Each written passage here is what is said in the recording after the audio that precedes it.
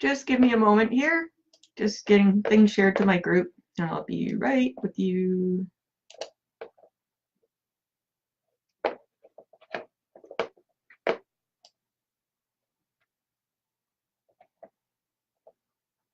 For now, Rosie says hi.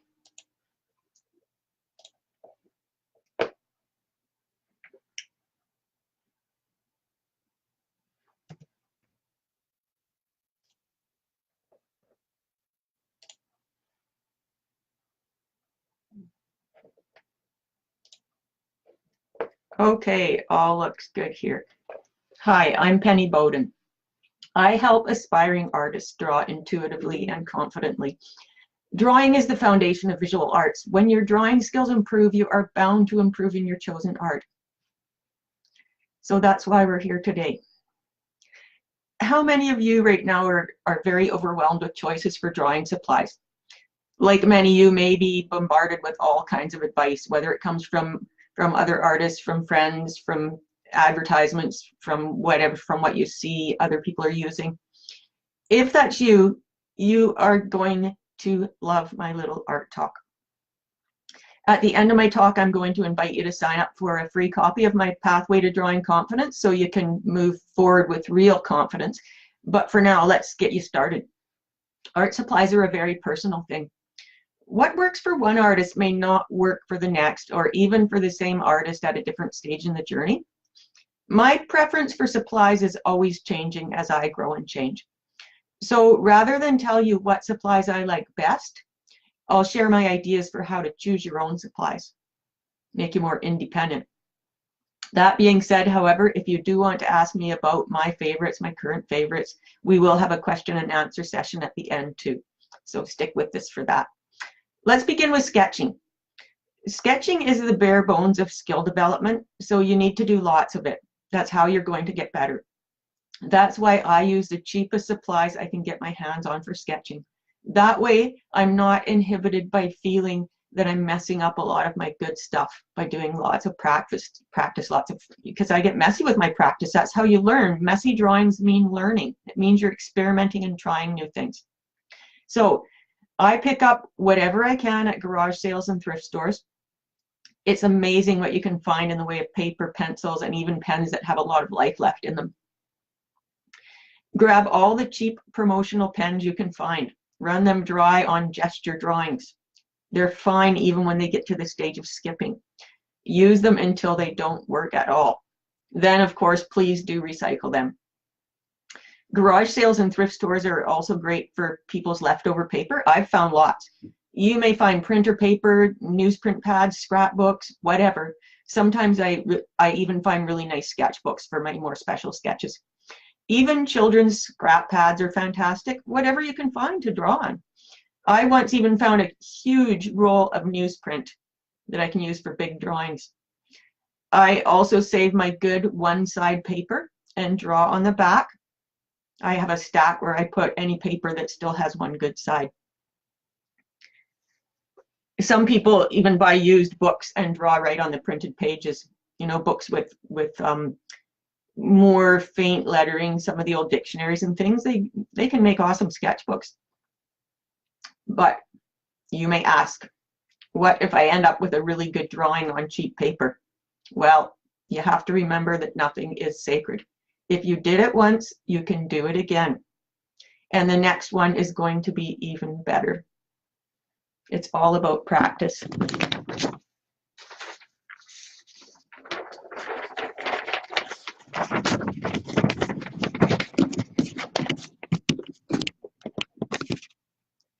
But that being said, practice being talked about, with all that practice behind you, you'll want to know more about the good supplies to create your masterpieces on.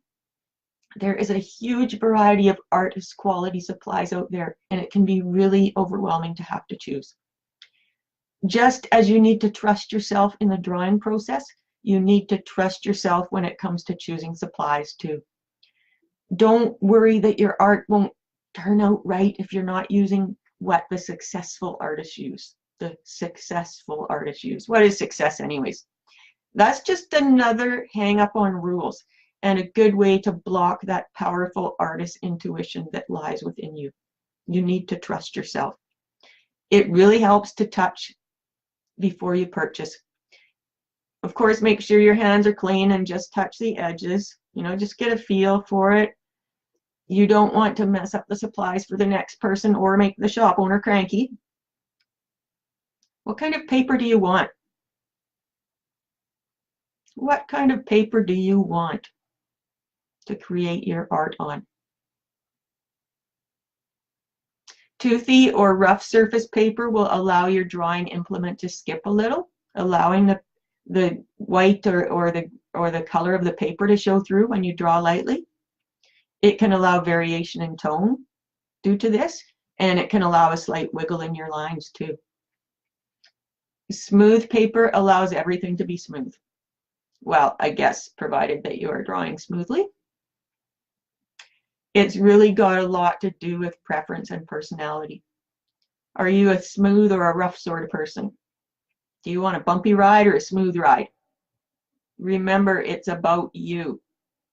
Forget what you think you should do and go with what feels right. Does the paper feel right? Even just hold the pad in your hand, touch the edge of the paper. Just take that time to allow your intuition to kick in and get a feeling of whether that's right or not, while you're forgetting about all the rules, what you think you should use. Does the paper feel right? And then there's tone paper too. You've got to go with what feels right here too. As you can see, it's really more of trusting your intuition, trusting yourself as an artist.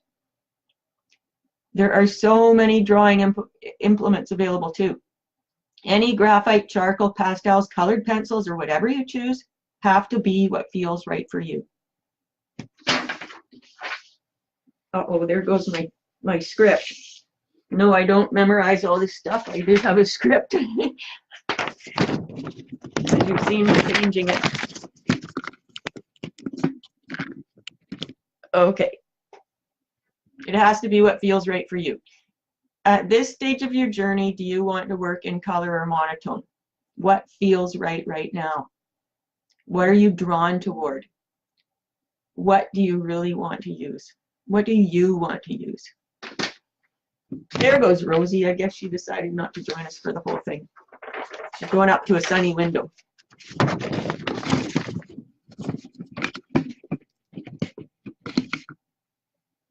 Forget what accomplished artists are doing or using and go with your own gut feeling. That's your intuition. It can be exciting to realize that everything about your art really is about you. I find it very exciting. It's that one place you can escape to where there aren't any rules. And Lord knows we have a lot of rules in everyday life, so don't bring them into your art world too. Do what works for you. Hold the pencil, the charcoal, the brush, or whatever you are considering in your hand. Touch the part that's going to make the marks. Again, of course, with clean hands. Does it feel right? You know, we talk about brush here too because I teach drawing as a foundation for visual arts, and painting is all part of it. You know, brushes are a good example. You can feel that end of the brush and feel what you're going to make the strokes with. Does it feel right? Even touch the tip of a pencil, or just because that kind of helps to make you mindful and put you into that intuitive state and helps you start to trust yourself and the process and forget about the rules. Does it feel right? What is your intuition telling you to do? Take time to clear your mind and allow that intuition to work, and holding and touching the supplies really helps. You may not be able to explore pens as thoroughly. You know, they might be in a package, or they might be sealed up, or other packaged art supplies. So just hold them in your hands and ask yourself if it feels right. You're really, more than anything, you're just giving your time to ponder and trust yourself. Ask yourself, does it feel right? But don't grope for an answer. Just put that question out there. That's helping place trust in yourself. Is there something else on the shelf that's tugging at you? Pick it up and consider it in the same ways. If you truly let your intuition lead you, the choices are not so overwhelming. Try just one of what feels right at the time. Your preferences are going to change, pretty much guaranteed. See what happens and keep trusting yourself.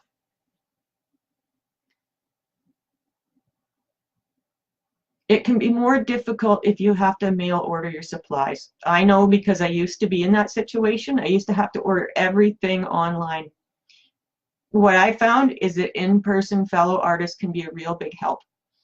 Can you see, touch, feel, and consider some of your friends' supplies? Are they using something you'd like to try? Can you see them working with them and get a feeling if it would be right for you? If it comes down to having to order from the website sight unseen, you'll just have to trust yourself the best you can. Please don't get overwhelmed and spend a lot of time worrying about it. I have been there, done that. It takes away time from your precious art time. Just do your best. I hope all this helps. As you can see, you can't count on someone else to tell you what's best for you. Same with all of your art. Your artistic journey is full of judgments that you are going to have to make yourself. Your art is about you. And isn't that a great feeling? So I really hope this has helped. I hope this has helped you learn to trust yourself. Don't forget to sign up for my free pathway to drawing confidence. That's going to help a lot too. You'll find the link at the top of this post. So let's move to some of the comments here now. Sandeep, any sheet for sketching, drawing? For watercolors, we need artistic sheets. Yes, and there are lots of watercolor papers out there too. And I used to work more in watercolor. And I found that at first I was going, of course, when I was a beginning artist, we're all beginners really in some way, but when I was first beginning, I was finding that people were saying use the rough, the cold press, which is a rough sheet. And it's great for doing things like water because you can pull your brush across it and it skips and it leaves little white highlights of the paper. And that's great if you want that kind of thing. But I found when I moved to portraits, when I started doing more portraits, I was finding the hot press or the very smooth watercolor paper was working well for me. And there are all kinds of different brands too. It was the can't recall the name, Arches I think is what I was using. There's Fabriano too. It's a lot more expensive, but I'm not working much in watercolor now except for sketching. If I were to start it again, I might have a totally different choice. Watercolor, yeah, you're right, Sandeep. Any sheet for sketching, like we talked about. I don't know if you were here at the beginning, but if you go back and watch again, you'll realize that I say just grab the cheapest paper that you possibly can, and because you want to use a lot of it and you don't want to be inhibited by thinking you're going to mess up your good sheets. Hi, Mariana. Good to see you here. Anybody else that wants to say hi? I'd love to hear from you. Just going to check my other places for comments here. I apologize if you comment and I don't get back to you live because I find sometimes that the comments actually don't show up until after I've been live.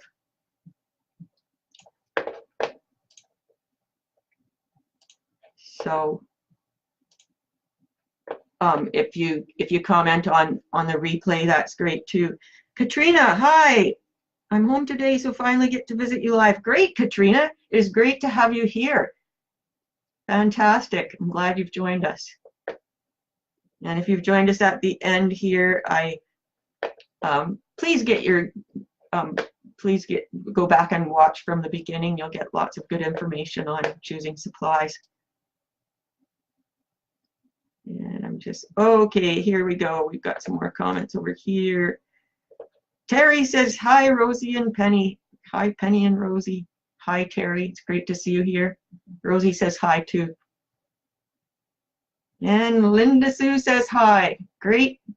Thanks for joining me, Linda. Linda says vine charcoal is something I want to try. Vine charcoal is absolutely lovely to work with. It's the thing with charcoal is you got to be okay with a mess.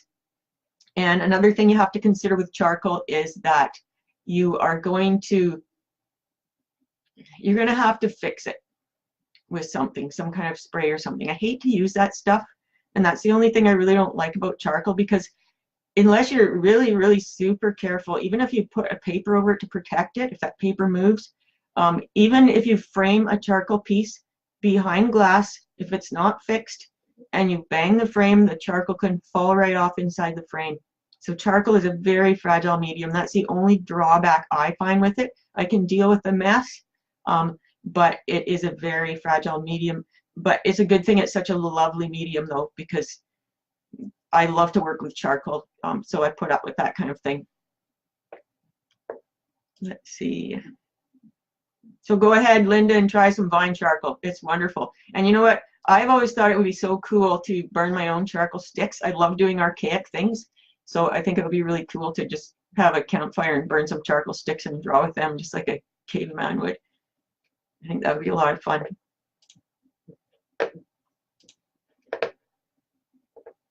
See, I don't see any other comments coming in right now, but feel free to leave your questions and comments on the replay. I love coming back in and answering people.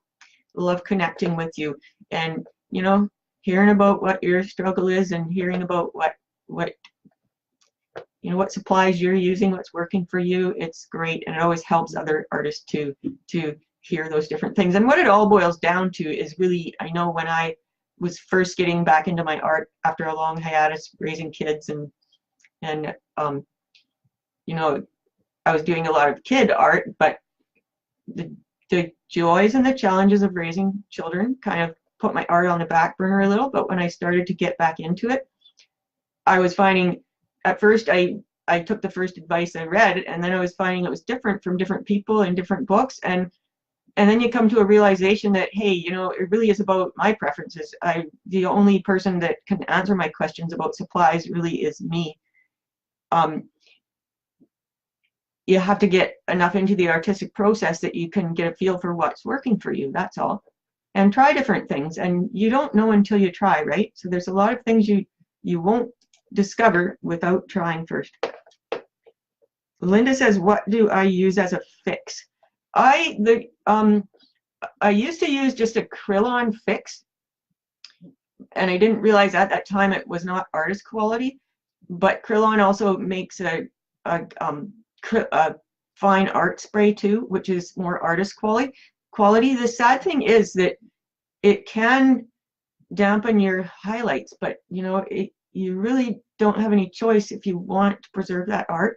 So I have also heard of a non-aerosol spray, which I would way prefer, because I'm not going to buy any of the other stuff again, because I just don't like the aerosol, the environmental concerns.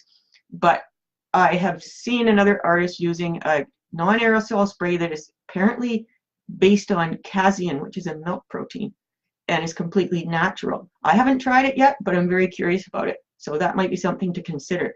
I have also read an article where someone actually put their drawings, stretched their drawings over a frame, and then used acrylic varnish on the back of it, and said that it actually looks like a total mess when you're doing it, but everything turns out fine in the end. I've been a little bit afraid to try that myself,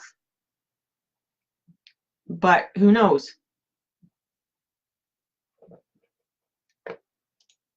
Let's see. Oh, yeah, we've got some more comments down here. I just didn't see them. Fixing spray for charcoal. Sounds like that one got answered. Katrina says, back in the day, we used the cheapest hard hold hairspray. I've also heard of people using hairspray too. Today, there are so many better supplies for this. My concern is also always what your supplies are going to do to the environment. So I always like to keep that in mind and go for things that are a lot less harmful. That's why I like the idea of that casein spray, which I'm going to try someday.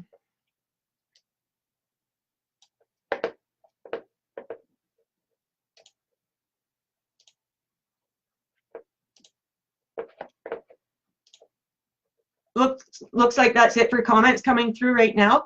I'm going to sign off pretty quick here, but feel free to get your comments and questions in the comments if you don't get them in the live chat, and I will come back and revisit this live stream and answer your questions. In the meantime, don't forget to sign up for my free Pathway to Drawing Confidence. You will find the link at the top of this post, and you are also welcome to join my free Facebook group if you're not watching from that right now. It is called Intuitive Drawing for Artistic Confidence with Penny Bowden. We've got a great community in the group, and you are welcome to come on over. So you'll also find my other free resources there. I have a free drawing course too, which is called An Introduction to Intuitive Drawing. So you are very welcome to sign up for that course too. So in the meantime, I'm going to sign off, and I will see you next week, same time, same place.